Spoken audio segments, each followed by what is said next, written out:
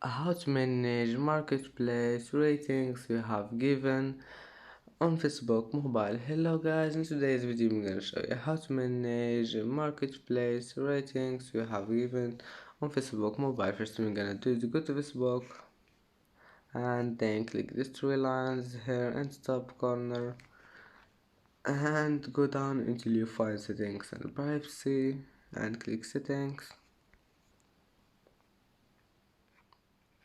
and go down until you find this one, activity log. Click on it and click interactions